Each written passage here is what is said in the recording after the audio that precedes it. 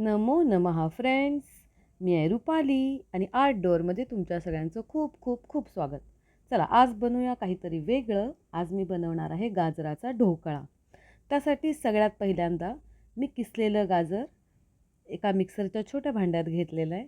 हे किसलेलं गाजर आपल्याला हलकंसं बारीक वाटून घ्यायचं आहे. बघा आता मी हे गाजर हलकंसं बारीक वाटून घेतलेलं आहे.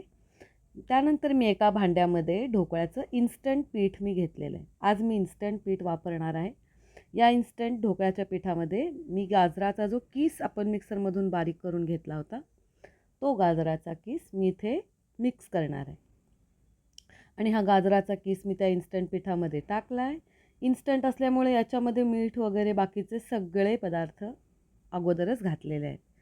त्यानंतर इथे मी थोडंसं पाणी टाकते कारण गाजराचा किस हा तितकासा पातळ नव्हता. त्यामुळे हलकी कन्सिस्टन्सी व्यवस्थित येण्यासाठी मी ढोकळ्याच्या पिठामध्ये पाणी घातलेलं आहे.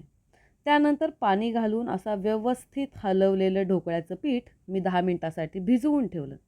त्यानंतर इन्स्टंट पिठामधून आपल्याला जो सोडा मिळतो, जो त्याला फर्मेंट करण्यासाठी यूजफुल असतो, तर तो सोडा मी इथं पिठामध्ये घातला आहे आणि फटाफट 2 मिनिटामध्ये हे सगळं मिश्रण एकजीव करून घेतलेलं आहे.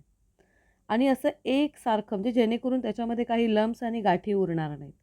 बघा हे मिश्रण इतकं थिक झालेलं आहे. आता हे इतकंसं जाड मिश्रण मी एक स्टीलची प्लेट घेतली आहे, ज्याला हलकंसं तेलाचा हात फिरवलेला आहे आणि हे सगळ्या बाजूंनी तेल ह्या प्लेटला लावून घेतलेलं आहे, जेणेकरून आपला ढोकळा झाल्यानंतर तो व्यवस्थित आणि सरळ लवकरात लवकर सुटून बाहेर येईल. या ताटलीमध्ये मी आपलं जे इन्स्टंट ढोकळ्याचं पीठ आता आपण वापरलं आहे, ज्यामध्ये गाजराचा कीस घातला आहे, ते सगळं पीठ मी व्यवस्थित एकसारखं करून घेतलेलं आहे. हलकीशी आपली प्लेट मी टॅप करून घेतली, जेणेकरून त्याच्यात काही एअर बबल असतील तर ते निघून जातील. त्यानंतर आपली ही ढोकळ्याची ताटली म्हणजेच आपला ढोकळा मी आता वाफेवरती ठेवलेला आहे.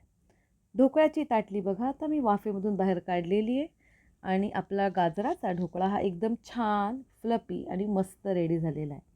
तर याच्यावर मी फोडणी दिली आहे मिरची, कढीपत्ता आणि जिऱ्याची, राईची.